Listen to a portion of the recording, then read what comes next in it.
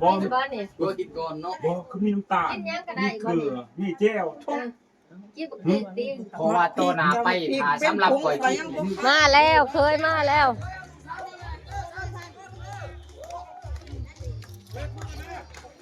สบายดีพ่อแม่พี่น้องมื้อนี้พ่อกับสะอาดคือเก่าสองคนกระดาษสาวลาวมื้อนี้สิไปส่งเคยทุกคนสิไปส่งบ่าวเฮียงที่บ้านเจ้าสาวเนาะมื้อนี้เนาะสิพากันไปแต่เช้านี่แหละทุกคนครับเอื้อยน้องผู้สาวผู้แก่บ้านเฮานี่ป่าลูกเนาะพากันไปกำลังเตรียมเครื่องเตรียมของนี่ทุกคนกำลังเตรียมสิไปนะทุกคนไปส่งบ่าวเฮียงที่บ้านแต่เช้าเตรียมเงินเตรียมค้ำเนาะเตรียมคาดองไหมอ๋อนี่โอ้ยคาดองกับบริข้างได้แค้นทุกคนเอ้ยเพิ่นใส่เงินสดๆเลยนี่70,000 บาทเนาะสิเอาไปให้เจ้าหม่อมให้เจ้าสาวนี่คาดองนะบ่เฮียงนี่เอาใส่ถุงกำลังเตรียมทุกคนเอ้ยกำลังเตรียมตัวสิออกไปบ้านเจ้าสาวนะมื้อนี้ทุกคนเก็บเอามันเบิดเงินไปกำลังเตรียมทุกคนกำลังเตรียมสิพากันแห่เคยเนาะได้ละบ่แนวหาบแนวหามแม่แนวหาบได้ละบ่ได้เบิดละบ่เอาไปพ่อกระแตกตัวรอเก่าจะขั้นเลยรถเดี๋ยวท้องมีรถอีกนะรถแค่คันแรกนี่ไปรถคันแรกนี่เท่านี้ไปโหไม่เท่าแล้วก็ไปแล้วสิไปส่งเคยน้ำเนาะอันนี้โอ้ยดิเคยปลอมทุกคนก็ท่านได้เป็นเคยจริงยังเป็นเคยปลอมอยู่เลยเรียกจบเลย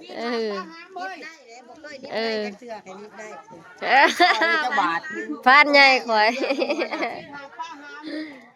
รอแล้วว่านี่พันใหญ่ข่อยนี่โอ้ว่านี่เมาเอกเลยกำลังเตรียมสิไปครับรถชาดาครับเองเหรอครับเองอีกเก้าขนาดกำลังเตรียมทุกคนกำลังเตรียมสิไป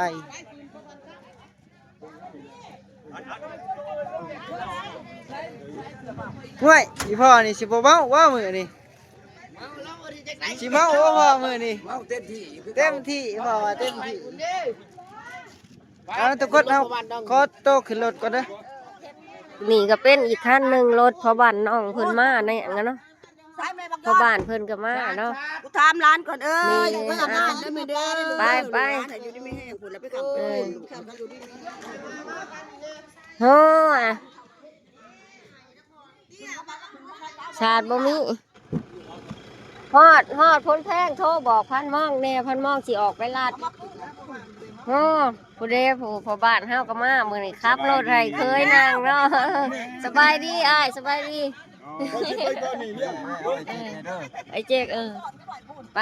พอบ้านก็ก่อนนี่เด้เขานี่ได้อยู่รถบักโก้เนี่ยบ่ไปห้ามไปนะโมเลียงเลยไปทุกคนไปเลยจะได้ไปโคตรขับรถเดี๋ยวหมู่เลยทางดำเลยนะทุกคนรถพอวันน้องไปก่อนหมู่เลยทั้งหนาพอแต่ว่าเท่าแก่อันว่าหมอสูดยังอยู่ทั้งหลังอยู่พอใหญ่จันไว้แต่ทางเขาเลยนะทุกคนนี่รถขั้นไปก่อนรถเคยเนาะพอบันดองก็บอกเฮี้ยงก็พวกพานหมอรถทั้งหนาเป็นใหญ่จ้อยกระเตื้อนขึ้นโดนล็อกตำรวจกำลังไปเข้าบ้านนะทุกคนแต่ว่าอีกจังหน่อยก็คือสิหอดเนาะหอดเลยแหละทุกคนโกลังนี่เฮ้ยนี่ขางนั่นเพื่อนมันขางนั่นเองมาสิก่อนซีนหาป้าหามแห่เคยละพี่น้องนี่ซีนจักตอนนี่เบิ้ง3 ตอน30 ตอนผู้ใดนี่ลายตะเปาะแต่แปะนี่ผู้สาวนี่หามนี่สาวมอนกับสาวตีบ อ้าวมีแต่ผู้งามๆเป็นพิเศษมื้อนี้พี่น้องเอ้ยนี่ย่าผู้นี้ก็ผู้ซ้ำโตเลยงามเลยนี่ว้ายหรือว่าเป็นเคยปอมโมแม่นเนาะไอ้เจกนี่เนาะเป็นบ่ได้มีเมียร้ายแล้วล่ะวะหยอกบ้านใหญ่เกี่ยมเลยถือต้นกล้วยต้นอ้อยเกี่ยมเลยพอบ้านก็มาใกล้มือนี่เนาะมาผ่านหรือว่ามางานโดยเฉพาะโอ้มาหาบ่อเฮียงโดยเฉพาะเนาะนี่เพิ่นตั้งใจมาได้เด้อทุกคนนี่กันวันนี้ทีไปประมาณนี้เนาะเมื่อเพิ่นคุยกันเขาว่าเมียก็เหมือนหมาก็ยังอาหารเรากินตลอดเวลาบ่แม่นบ่ครับอ้าวบ่ทันได้เข้างานบ่เฒ่าจ้อยจัดเบียร์สดแล้วกับระบ่าวเอากินแกงขนาดบ่เฒ่าจ้อยก็บ่เมายังคำคูณลูกหลานคำคูณมีบ่จ้ะกินข้าวคูดบ่ได้เมาได้เราแต่ว่านี่เรายังบ่ได้เมาบ่เฒ่าจ้อยเนาะข้าวคูณ30เต้าล่างก็ยังบ่เมาจักเทื่อเบิ่งตีเฒ่าจ้อยพุ่นยังแข็งแห้งปีนขึ้นภูพุ่นได้หั่นละบ่าวน้ำเขาพญโกเนาะว่านี่ผัดปลาเมียไว้มื้อนี้มาผู้เดียวมาหยอกผู้สาวน้อยอยู่บ้านเจ้าสาวเด้อมาหยอกผู้สาวนี่ไอ้ละสาวข่อยตัวนี้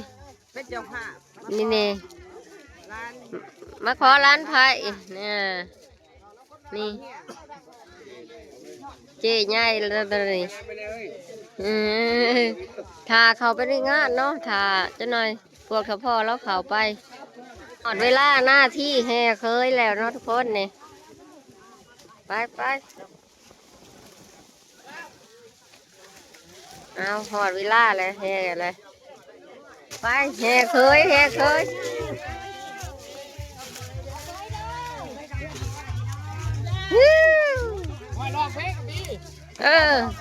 เคยกับห้องบ่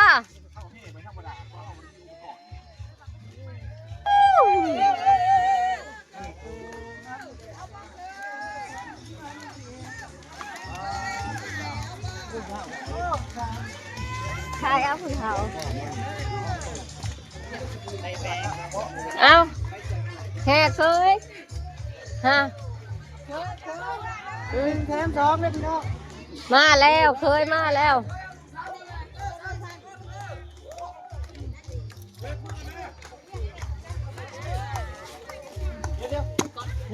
แห่เคยมาแล้วประตูโค้งประตูเงินประตูทองกับมีแต่ผู้สาวงามแล้วทุกคนนี่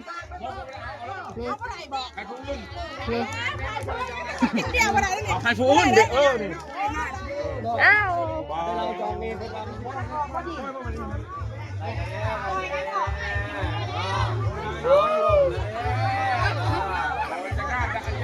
ไม่ร้ายประตูเถอะ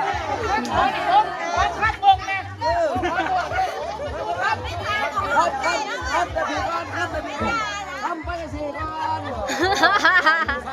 ไม่น่ากระยันไม่ได้เขากับผ้าอันนี้จะเป็นถ่ายเจ้าสาวนะทุกคนนี่ถ่ายเจ้าสาว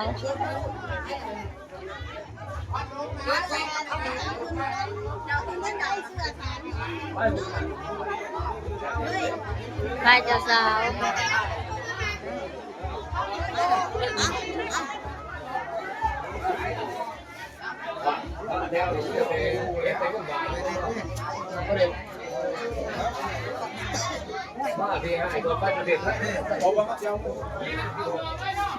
หอดเจ้าหอดเขาพ่อกวนไปเตรียมหอยนะทุกคน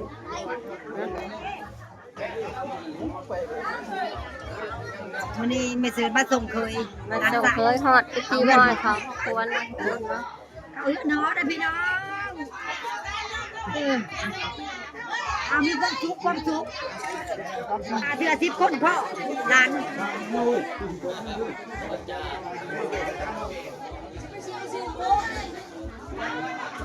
เคยปลอมซองไผ่ปลอมกับซองพอดี อ่อนโพดให้อ่อนโพดปากนั่นอ่อนเนาะ สิบลงไป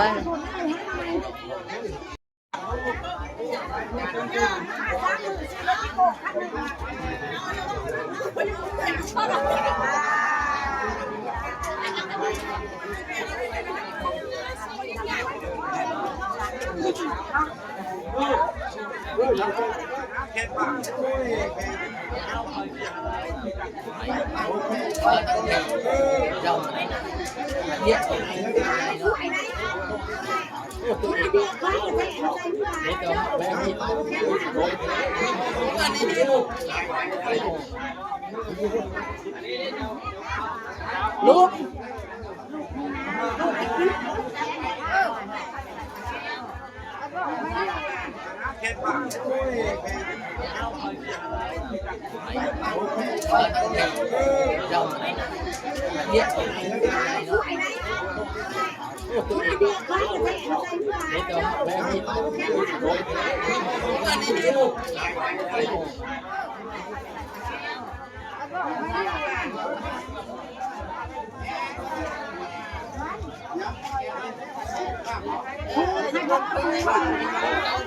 ตอนนี้เพิ่นจะสิผูกแขนผ่านก่อนเนาะทุกคนผูกแขนผ่านเท้าก่อนจังสูดควรเนาะ เบิดตนาเบิดแล้วเนาะ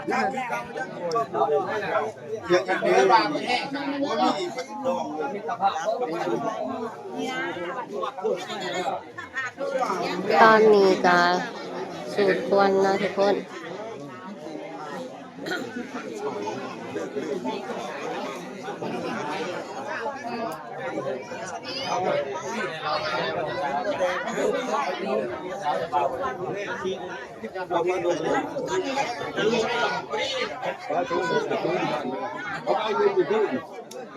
มันจะมาเอง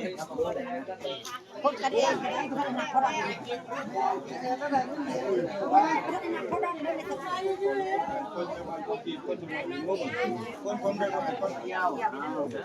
ผูกต่อแขนก่อนเนาะ บ่ฮักแต่ยาเสิร์ชเด้อ เป็นเส้นอ้วนพุ่นเนาะ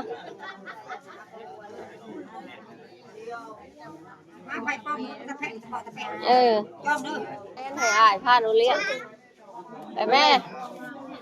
ฮะ ไปแม่ผู้เช้ามาเอาแถวนี่ง่ะ ผู้สาวก็งาม ง่ะบ่ง่ะมาเอาแถวนี่ ไปผูกแขนฮะ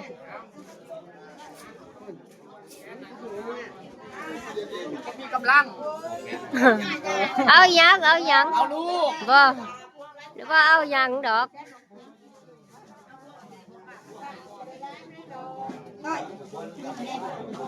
ไม่ใช่ล่ะ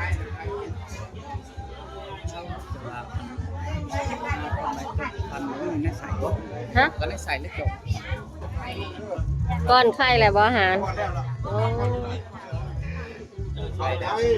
เนี่ยรอก่อน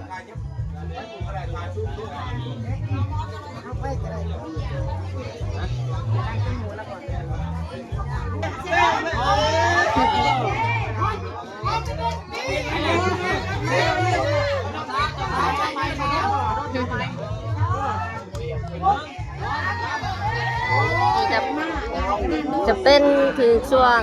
ไอ้ลูกไผ่สมมาญาเนาะทุกคนเนาะมันก็ลูกไผ่สมมาญา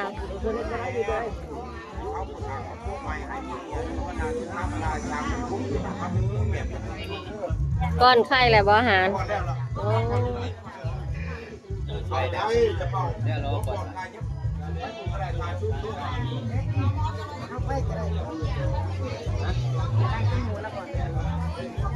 เช็ดปากเช็ดคอคนแก่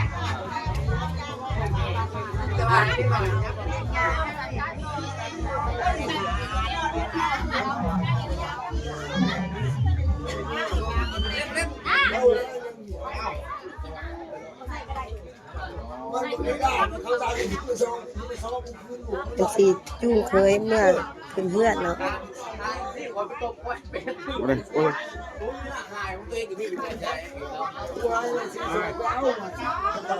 เอาไปใช้นะ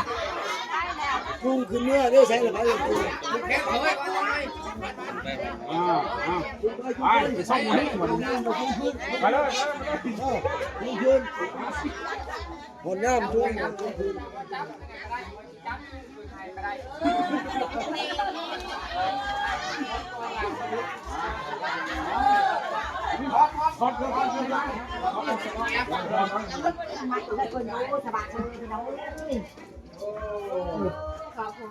ข้าห้องละบาทแต่ละมื้อ โอ้นั่นน่ะเนาะเหมือนกับไว้พักก็นอนบ่ แม่น โอ้ ตั้งน้ำมูก3เทื่อ โอ้ นี่แหละชื่อไว้ได้ลูกเด้อ อ๋อนี่บอลบอลจบบอล บ้านนี่ ตัวกินก่อนเนาะบอลคือมีน้ำตาลมีเกลือมีแจ่วทุก กินบ่กินดิ เพราะว่าตัวนาไปหาสำหรับก่อยกิน เป็นเต้าเป็นหนู ทั้งเพชร บอลอันนี้เป็น จำเมียนจำนั้นก็จำ เป็นประเพณีมันไม่ใช่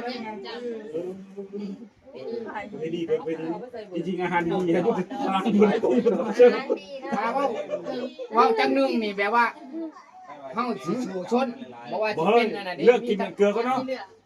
ออกแล้วห้วยย่องเลย บ่ได้ว่าจะเข้าห้องชาใจอยากเอาตอนมาควร ก็ตอนนี้ปุ๊บแล้วสิเข้าบ้าแล้วบ้า กับป้า ไปนำ กลัวสิพาเขาป้าได้บัดนี่ เฮ้ยอะไรต้องวันนี้ต้องก้อนแล้วมันเชี่ยวขนาดหรือบ่ ส่งเข้าห้องเรียบร้อยเนาะมื้อนี้เอ้า นั่งไกลๆกันในตีเว้ย หันแท้หันป้าไว้ก่อนบัดแล้วจังเอาออกบัดเอาออกเลยบ่แพ้ก็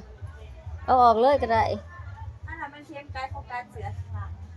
แพ้หันเอาออกก็ได้หลังจากที่ผูกแขนแล้วก็สิมาพากันมานั่งกินข้าวกินน้ำอยู่โต๊ะนะทุกคนนี่นะ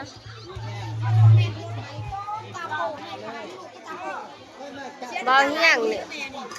มาส่งเบาเฮียงก็อยู่แล้ว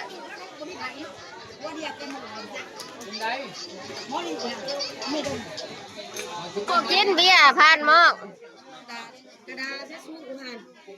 มาให้แน่บ่อยากเบียร์บ่มื้อนี้ผ่านหม้องคือบ่กิน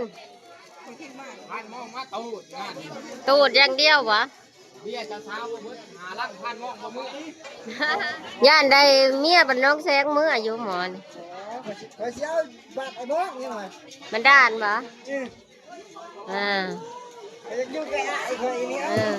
เดินถอกเนาะเอามันเบิดไปแล้วสิเมื่อแล้วก็ถอกเอาสิเมื่อน้ำตะโคตรเลย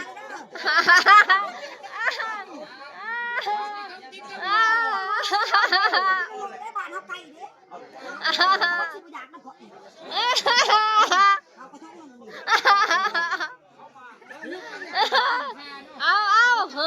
คุ้มเลยได้ดังวิวเบาปะเอ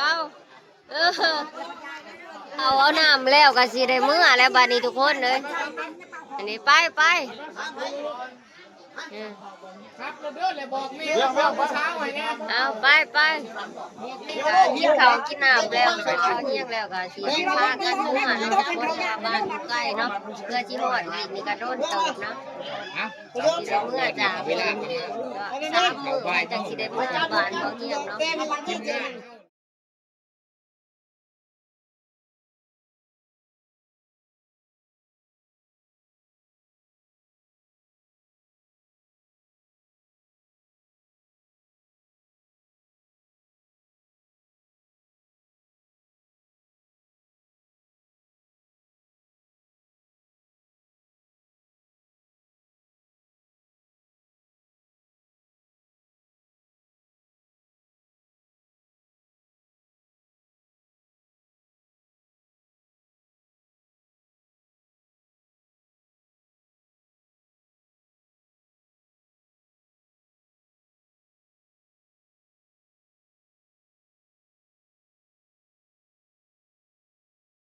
ขึ้นเต็มรถแล้วก็สิได้พากันเมื่อนะทุกคนเนาะ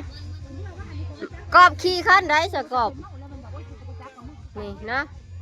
สิได้เมื่อแล้วทุกคนไปไป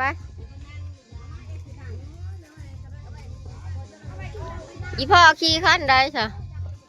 ตอนนี้ก็มาจากบ้านจากเช้ามาหอดที่เพื่อนเฮานะทุกคนเฮาสิมาสรุปงานว่าเงินที่พี่น้องหมู่เพื่อนพ่อแม่ไอ้น้องซอยน้องนี่เฮาสิได้เท่าใดเนาะนี่ตอนนี้ก็มาสรุปเนาะว่าบัตรเซอร์นี่สิได้เท่าใดเงินจักบาทนะทุกคนนี่ยังเงินที่เพิ่นซอยทั้งนอกอีกเนาะแต่ท่านใหญ่เป็นคนจด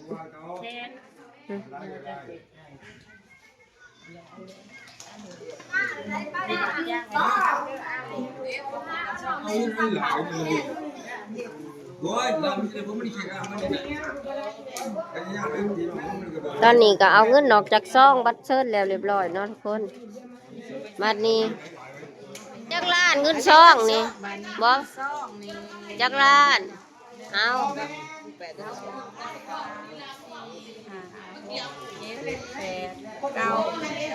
เก้าล้านแล้วก็900,000ล้าน900,000กับ300 บาทกับล้าน900,000กับ300 บาทกับตัว200,000กับตีกับ200,000เป็นโอ้ย10 บาทกับ100,00010 บาท100,000เอา10 ล้าน100,000แหละ